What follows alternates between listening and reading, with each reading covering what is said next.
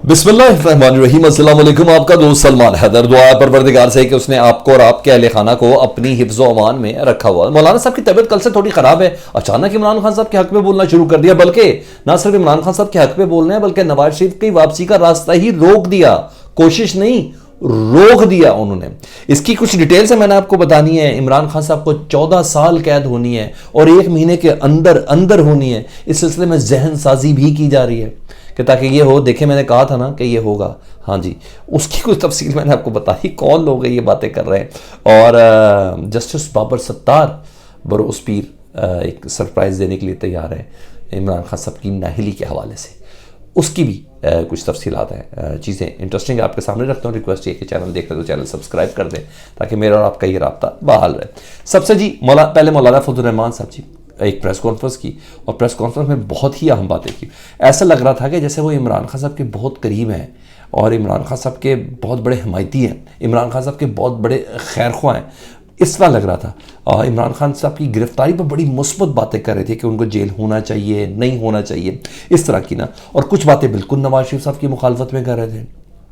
एक तो लाइन बिल्कुल ही मुखालिफ है ना कि इलेक्शन ही नहीं होना चाहिए इस वक्त। वो बिल्कुल ये मुखालिफ लाइन लेके बैठे हुए, इलेक्शन मुलतवी कराने की वो बातें कर रहे थे।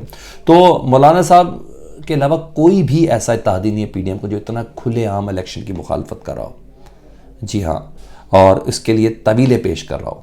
मौलाना साहब कहते हैं कि आप इलेक्शन की फिक्र कर रहे हैं, इधर रियासत डूब रही है। इमरान साहब प्रेस कॉन्फ्रेंस में कह रहे हैं कि आप इलेक्शन की फिक्र करें, इधर रियासत डूब रही है। रियासत कहाँ डूब रही है भाई? इलेक्शन से तो रियासत बचती है, क्योंकि रियासत ही मुंतखब हुकूमत लेके आएगी इलेक्शन के बाद, और इलेक्शन के बाद होगा तो फिर सरमायाकार एतमाद में आएंगे ना। किससे बात करेगा चीन? किससे बात करेगा सऊदी अरब? किससे बात करेगा यूएई? किससे बात करेगा कतर? असूलन तो यही था। अच्छा, वो कह रहे हैं कि रियासत डूब रही है। इनको कुछ ना कुछ नज़र तो आ रहा होगा ना सर। मौलाना साहब को भी कुछ नज़र आ रहा होगा। मैं उनकी सियासत को इतना फारिग नहीं समझता। अच्छा जी, फजल रहमान साहब कहते हैं कि मौजूदा सूरत हाल इंतहाई मखदूश हो चुकी है और मौजूदा सूरत हाल में इंतखाबी अमल मखदूश हो सकता है। इसका आगाज़ करने से पहले अंजाम और नतायज का सोचना होगा। यानी इलेक्शन का आगाज़ करने से पहले इसके अंजाम और नतायज को सोचना होगा।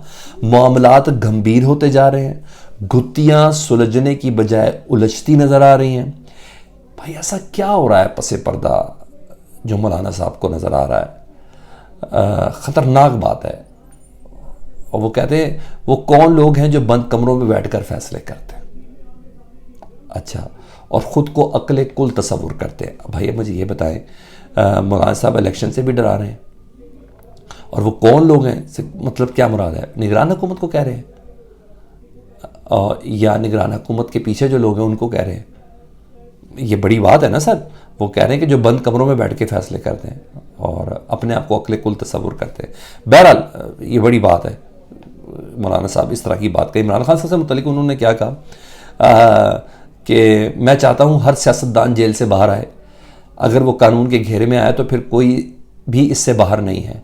मैं नहीं चाहूँगा कि मेरा मुखालिफ सियासतदान जेल में हो और मैं इलेक्शन कैंपेन उसके ख़िलाफ़ कर रहा हूँ। मज़ा नहीं आता। अच्छा, बड़ी बात है। मौलाना साहब कल तक इमरान खान साहब को यहूदी एजेंट कहते थे, उनको क्रश करने की बात करते थे, उनको ख़त्म करने की बात करते थे। पहले उनका तालिबान खान लगाया गया, फिर यहूदी एजेंट लगाया गया और फिर पता नहीं इंटरनेशनल कॉन्स्पिरेसीज इमरान खान साहब ने डेवलप किया। आज वो कह रहे हैं कि मैं नहीं चाहता कि मेरा मुखालिफ जेल से बाहर हो और जेल के अंदर और मैं बाहर होकर इलेक्शन की कैंपेन चलाऊँ। है ना इंटरेस्टिंग चीज़? जो इमरान खान को ख़त्म करने की बात करते हैं आज वो कर रहे हैं। वो मेरा ख्याल है मौलाना साहब किसी को ब्लैकमेल कर रहे हैं। कोई इशारा तो दे रहे हैं सर, कोई इशारा ऐसा है। ठीक है जी। अब दूसरी कोई चीज़ सुन ले जी।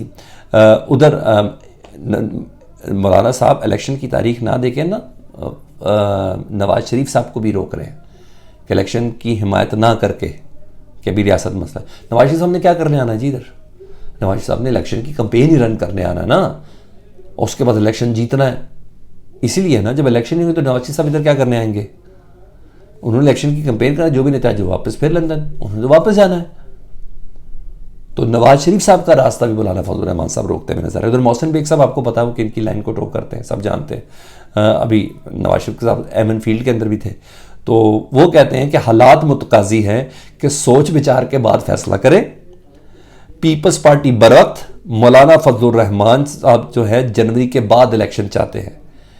निगरान हुकूमत गैर कानूनी तारकीन वतन के खिलाफ ऑपरेशन का आगाज कर चुकी है और गैर कानूनी मुआशी सरगर्मियों के खिलाफ भी कार्रवाई की जा रही है। स्मगलिंग रोकना, डॉलर नीचे, बिजली चोरी, ये सब चीज़ें। और दूसरी तरफ नवाज शरीफ की वापसी की तैयारियां हैं। तमाम तर सूरत हाल के बावजूद इंतखाबात का माहौल बनता नजर नहीं आ रहा। ये कह रहे हैं मोहसिन बेग साहब, इतना कुछ हो रहा है लेकिन इंतखाबात का माहौल बनता हुआ नजर नहीं आ रहा, क्योंकि हर तरफ गैर यकीनी की सूरत हाल है। मैं फिर बोलूँगा, तो नवाज शरीफ साहब की वापसी का मकसद तो ख़त्म हो गया ना। अगर आगे इलेक्शन ना हुआ तो वो यहाँ रुकेंगे भी नहीं। वो उनका आने का मकसद क्या है? नवाज शरीफ का तो सियासत तो वैसी काफ़ी मर गई है, तो और कितना मरेंगे? ये बाकायदा में तौर पे मैसेज कन्वे हो, उधर मैसेज कहीं और भी कन्वे हो रहा है। इमरान खान साहब को किस केस में सज़ा सुनाई जाएगी अब? इमरान खान साहब जो 14 साल कैद करेंगे, उसके लिए जहन साजी जो है वो शुरू कर दी गई। अंसार अब्बासी बड़े सीनियर जर्नलिस्ट हैं, वो कहते हैं कि इलेक्शन जनवरी में हो या फरवरी में, इमरान खान का जेल से निकलना नामुमकिन है। साइफर केस में इसी महीने इमरान खान को 14 साल कैद की सज़ा हो जाएगी। आप देखें, वो हमें पहले से बताने की कोशिश कर रहे हैं कि उन्हें क्या पता है। अच्छा, ऐसे की जाती है जहन साजी, ये जहन में रखिएगा, ताकि थोड़ा सा टेस्टर भी लग जाए, पता भी चल जाए इसका क्या रिएक्शन आ रहा है क्या नहीं है। ये सारी चीज़ें होती हैं सर, मुझे मालूम है। अच्छा, इनको ये वही मालूम है कि इतना मुझे भी मालूम है कि साइफर का ट्रायल बहुत तेज़ी से होना और कोई केस इनके पास अब बचा नहीं है, और तेज़ी में करके जेल के अंदर ही समाते करके जैसे तैसे ये सब इन्होंने करना है। तो 14 साल कैद तक का बता दिया आपको, ये कोई छोटी बात नहीं है। दूसरा, कल इस्लामाबाद हाई कोर्ट ने तोशाखाना केस में जो सज़ा को मुअत्तली की जो दरख्वास्त दी है, जिसमें सज़ा भी ख़त्म हो और उनकी नाअहली भी ख़त्म हो। पहले सज़ा हुई भी है मुअत्तल, सज़ा ख़त्म करने के हवाले से, केस के हवाले से कि केस बनता ही नहीं था, और उनकी जो इमरान खान साहब की नाअहलियत है उसको ख़त्म करने के हवाले से, क्योंकि इमरान खान साहब जेल के अंदर भी है तो इलेक्शन तो कॉन्टेस्ट करें कम अज़ कम। तो एतराज़ कुछ लगाए हैं, जिसके बाद समाअत के लिए उसको मुकर्रर कर लिया गया है, और 2 रुकनी बेंच जस्टिस आमिर फ़ारूक और शहजादे जस्टिस बाबर सत्तार साहब इसकी समाअत करेंगे। और इस फैसले के बाद ना कम अज़ कम तोशाखाना केस में इमरान खान साहब की नाअहली ख़त्म हो जाएगी। लेकिन इतना ज़रूर है कि पहले बरोज़ पीर इमरान खान साहब के जो दरख्वास्त है, उनके वकला की जो दरख्वास्त है इमरान खान साहब की नाअहली के हवाले से, कल उसको पहले उसके एतराज़ात दूर किए जाएंगे। पहले जस्टिस जहांगीरी साहब थे इस बेंच के मेंबर जस्टिस आमिर फ़ारूक साहब के साथ, तो इसलिए काफ़ी देर तक लिंगर ऑन चीज़ें चल रही थी। बाबर सत्तार साहब इतनी देर नहीं लगाएंगे, क्योंकि यहाँ से आमिर फ़ारूक साहब, मुझे ऐसा लगा था कि यहाँ से फैसला सदी में इसलिए देर हो रही कि उधर केस ज़रा मजबूत करना है। उसके बाद वो साइफर में भी ये करेंगे ना, तो साइफर में फिर इस्लाम हाई कोर्ट है, फिर सुप्रीम कोर्ट है, काफ़ी चीज़ें और हैं, ये तो ट्रायल कोर्ट तक जा रहा है। तो इस नहज पर ही काम लेके चल रहे हैं। तो लेट्स सी, जहाँ एक तरफ से रिलीफ होते तो दूसरी तरफ से इमरान खान साहब को तकलीफ देने के लिए इन्होंने ये 14 साल कैद वाला शोशा छोड़ा है। अपना बहुत ख्याल रखिए। अल्लाहुम्मा सल्ली अला मुहम्मद व आले मुहम्मद।